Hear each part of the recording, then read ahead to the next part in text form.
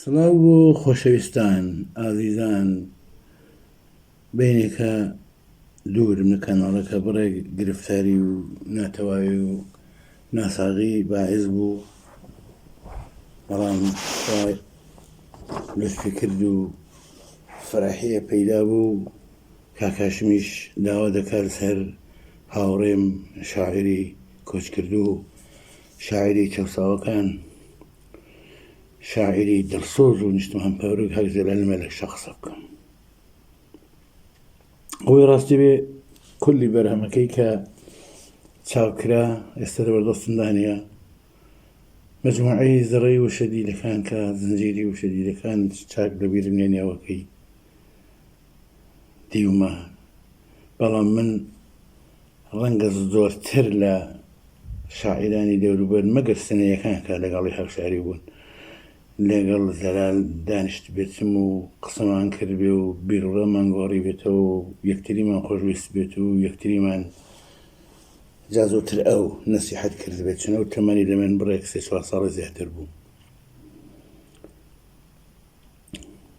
جەمعێک لە سیاسیەکان دەڵێن کۆماری مەهاباد بۆیە نێوێنەوە کۆماری مەهاباد لە کەلی سەرا بەو لاوە نەچوو. ئەمە زۆر ئاو هەڵدەگرێ ئەو هەویرە واشە. دیارە ئینسانەکە دواکەوت دوایی زانی دواکەوتەوە بڕک پەلە دەکە. فاصلێ کۆماری مەهاباد تا شۆڕشی ئیسلامی 50 ساڵ بوو، بەڵام وەختێ لە کەلی سەرا بەولاوە کە دەبێتە سەقز و سنەوە کامێران و دەوروبەر بەو ئەندیشە کوردایەتە پاکە کە هەیان بوو، چون واقعانیش لەو دەورەدا ئەوەن ئەو زۆر بەشداریان نەکرد، پەلەیان کرد. یعنی پێش ناسیۆناڵیستیش کەوتن تۆندڕەویەکە لە سیاسەتدا لە 58ەوە لە سەقز و سنە بەولاوە کرا، بەتایبەت لە بەستێنی سیاسەت و ئەسڵ خۆشەویستی نیشتمان هەر زاهر بوو، لەنا چەپی زۆرتر بەترح بوو و سازمان و شاعری نیشتمان پەروەرەکان ئەسڵ خۆشەویست نەبوون، حتا ڕقیان لایەن بوو، بە ئاشکرا نان لێوەرە شاعری نیشتمان بکەنەوە. بەڵام شاعرێک لەو بینەدا بەتاقی تەنیان نا دەستەیەکی لەگەڵ بوو، بەڵام خۆی ئاڵا هەڵگر بوو، لە سنەوە ڕووی کردەوە ئەدەبیاتێکی بەرەنگاری بە قودرەتی کوردایەتی و دڵسۆزی و نیشتمان پەروەری و لە قاڵبی شعری نوێ، غەزەل، مەسنەوی، شعری فارسی، سوخەنڕانی، ڕۆژنامەگەری، ئاوارەی، دەربەدەری قەدی عەلەم کرد بە قەولی فارسی و بوو بە چرایەک لەنێو ئەدەبیاتی بەرەنگاری و ئەدەبیاتی سەردەم و دەتوانێت وەڵام زۆربەی شاعرانی بە قەولی خۆی کە بەرەدا دەنێن، عەقیدەم بە بەرە نییە من ئەوەی ڕەبات داهاتوان داینێن، زۆربەی شاعرانی بەرەی 3-4 لە جەلالی مەلەک شاوە چۆن بڵێم ئەلفبای شعری و سیاسەت فێر بوو. جەلال هەر لە سەردەمی کە سوارە و عەلی حەسەنیانی ئەوانە کە پێی دەڵێن بەرەی یەک بوو شعری بوو، بەڵام ئەو زۆری لازم بێ ئیمکاناتی نەبوو لە تەلەقی ڕادیۆیە تەلەڤیزیۆن شتێک، حتا ئەو لە گۆواری فارسیەکانی زەمانی شاعری فارسی بوو بە شاعرێکی ئەسەن ئێران ناسرا بوو، ناسراوترین شاعری سەردەمی خۆی بوو. بەڵام دوای ئەوەی جەلال چووە مەجەللەی سروە و لەوێ دەستی کرایەوە و لەگەڵ دوو هاوڕێی دڵسۆزی خۆی کاک ئەحمەدی قازی و ئەو خۆشەویستی دیکەمان کە دڵسۆزترین ئەفرادی نێو ئەو مەجەللەیە بوو و بەڕاستیش تا ئەو لەیە بوو فێڵ و فەرەت لە نێو مەجەللە و نووسراوەکاندا نەبوو، کاک مارفی ئاغایی و گروهێکی زۆر ئەڵان ڕەنگە هەمویان دەبیرم نەبن، کاک پەروێزی جەهانی بوو، کاک ڕەسوڵ بوو، کاک سوارە بوو، ئەوانە بە دڵسۆزیەوە کاریان دەکرد لە مەجەللەی سروەدا. ئەو مەجەللەی سرۆ ڕۆنەسانسێکی ئەدەبی دروست کرد کە منیش شانزانسیم بوو لە دانیشتووی دانشگای ڕەزاییە بووم، زوو سەرم دەدا. جەلال لێوە دووبارە هاتەوە مەیدان و ئەوەی لازم بوو کردی و ئەوەی لازم بوو کوتی و ئەو شوێنی لازم بوو چوو، ئەو کۆنگری لازم بە بەشداری تێدا کرد.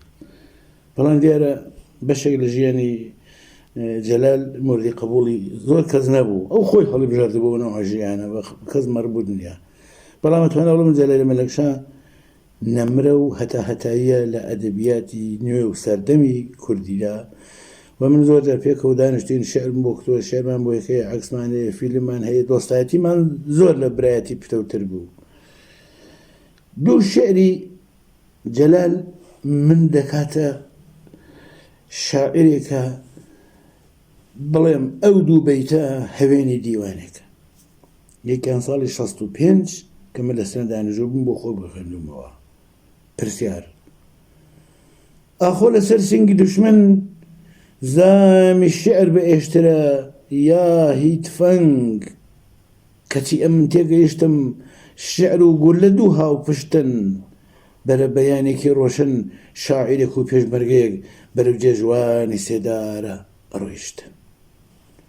شعری دوو زۆر ناسراوە توانم بڵام بۆتە مۆری تایبەتی جەلال، ئەمە کارم پێێتی دیسان دەخوێنمەوە. کاوە ئاخۆکەی بێ کاوای کوڕمجان تایسە بکاتە شانی و دەڵاڵانی شاری سنە هاوار بکەن سولەیمانی سولەیمانی، کە ئەم ئاواتەی شاعر خۆشبەختانە بەسەرینی خۆی بەدی هات و ئەوزانن ئاواتی شاعر درێژخایەن نییە، زۆر جار زوو پێی دەگا، بەڵام ئایا واقعەن ئەو سەداقەت و پاکیەی شاعر دێڵێت سیاسەت مەدارەکان ئەسوە دەگرن. بۆیە ئەو بەیتەم خوێندەوە ئێستاکە کە ساڵی 1402 هەتاوی و مانگی جۆزەردانە منەوە دەخوێنمەوە. منی ئاسۆش کە شاگردی جەلال بووم و بە ئەندازی کارم کردووە، هێندە پەشیمانم لەوە شاعری گەلێکم کە پارلەمانتارەکانمان کە پارلەمانێکی کوردی هەیە چقلی چاوی دوژمنە لە هەر چوارپارچەی کوردستان لەسەر بەرژەوەندی تایبەتی خۆیان ئابڕووی خۆیان دەبن، بەرخوردی فیزیکی دەکەن. بەڕاستی عیبە بەرهەمی ئەو شاعرە گەورانە ببێ بە عارق یان ئەوان بیخۆن یا بیڕێژ.